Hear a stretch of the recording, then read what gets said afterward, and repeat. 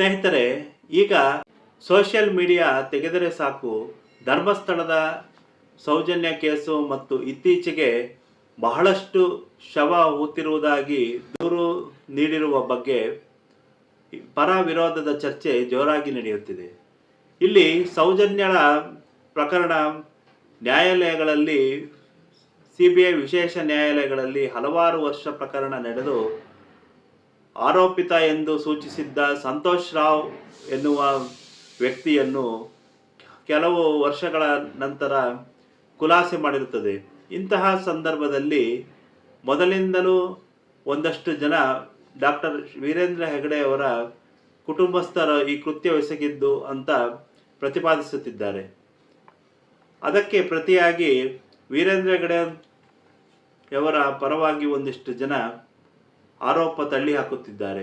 ಈ ವಿಷಯ ನ್ಯಾಯಾಲಯದಲ್ಲೂ ವಿಚಾರಣೆಯಾಗಿ ಅವರ ವಿರುದ್ಧ ಯಾವ ಕ್ರಮ ಕೈಗೊಳ್ಳದೆ ಅವರನ್ನು ಈ ಕೇಸಿನಿಂದ ಕೈಬಿಟ್ಟಿದೆ. ಹೀಗಿದ್ದಾಗ ಮತ್ತೆ ಒಂದಷ್ಟು ಜನ ತಮ್ಮ ಬಗ್ಗೆ ಸಾಕ್ಷಿ ಇದೆ, ವೀರೇಂದ್ರ ಜೈನ್ ಇವರೇ ತಪ್ಪಿತಸ್ಥರು ಎಂದು ಮತ್ತೆ ಸೋಷಿಯಲ್ ಮೀಡಿಯಾಗಳಲ್ಲಿ ವಿಡಿಯೋ ಮಾಡಿ ಹೋರಾಟ ಮಾಡೋಣ ಅಂತ ವಿಡಿಯೋ ಹಾಕುತ್ತಿದ್ದಾರೆ.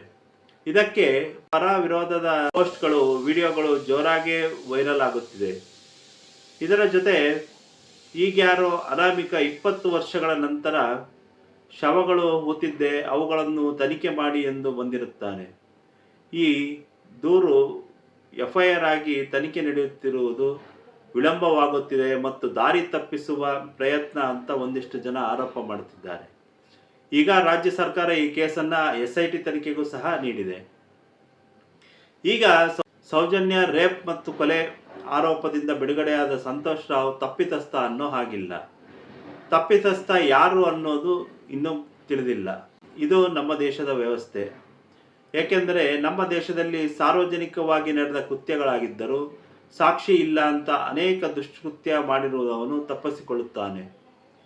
ಈ ಪ್ರಕರಣದಲ್ಲೂ ಹಾಗೆ ಆಗಿದೆ ಎನಿಸಿದರೆ ನಾವು ನಮ್ಮ ಸಂವಿಧಾನ, ಕಾನೂನು, ಪೊಲೀಸ್, ನ್ಯಾಯಾಂಗ ಇದನ್ನು ಬಿಟ್ಟು ಕಾನೂನು ಕೈಗೆತ್ತಿಕೊಳ್ಳುವುದು ಸೂಕ್ತವಲ್ಲ.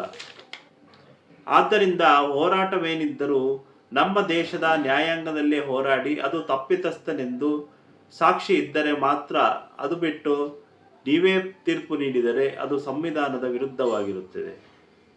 ಇನ್ನೊಂದು ಮುಖ್ಯ ವಿಷಯ, ಸಾಮಾಜಿಕ ತಾಣಗಳಲ್ಲಿ ಈ ವಿಷಯವನ್ನು ಮುಂದಿಟ್ಟುಕೊಂಡು ಹಿಂದೂ ಧರ್ಮದ ವಿರುದ್ಧ ಮಾತನಾಡುವುದು, ಧರ್ಮಸ್ಥಳ ದೇವಸ್ಥಾನದ ವಿರುದ್ಧ ಮಾತನಾಡುವುದು ನಿಲ್ಲಿಸಿ.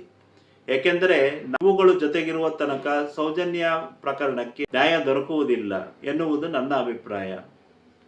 ತನಿಖೆಯಲ್ಲಿ ಯಾರೇ ತಪ್ಪಿತಸ್ಥರು ಎಂದು ಸಾಬೀತಾದರೆ ಅವರನ್ನು ರಕ್ಷಿಸುವ ಪ್ರಮೇಯವೇ ಇಲ್ಲ ಎಂದು ನೆನಪಿಟ್ಟುಕೊಳ್ಳಿ.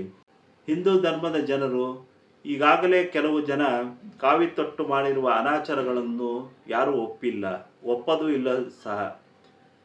ಆದ್ದರಿಂದ ದಯವಿಟ್ಟು ನ್ಯಾಯಾಂಗ ಇದೆ, ಪೊಲೀಸ್ ಇದೆ, ನ್ಯಾಯಾಲಯ ಇದೆ. ಪೊಲೀಸರು ಪ್ರಕರಣ ತಗೊಂತಿಲ್ಲ ಅಂದರೆ ನ್ಯಾಯಾಲಯದಲ್ಲಿ ಹೋರಾಡಿ, ಸಾಕ್ಷಿ ಇದ್ದರೆ ಸಲ್ಲಿಸಿ, ಪ್ರತಿಯೊಂದಕ್ಕೂ ವಿಚಾರಣೆ ಮಾಡಲು ಆದಷ್ಟು ಹೋರಾಟವನ್ನು ಮಾಡಬೇಕು.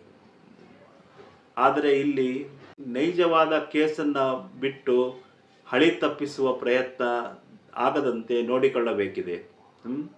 ಏನಂತೀರಾ? ಇಷ್ಟವಾದರೆ ಲೈಕ್ ಮಾಡಿ, ನಮ್ಮ ಅನಿಸಿಕೆ ಅಭಿಪ್ರಾಯಗಳನ್ನು ಕಮೆಂಟ್ ಮೂಲಕ ತಿಳಿಸಿ ಹಾಗೂ ಸಾಧ್ಯವಾದಷ್ಟು ಶೇರ್ ಮಾಡಿ. ಧನ್ಯವಾದಗಳು.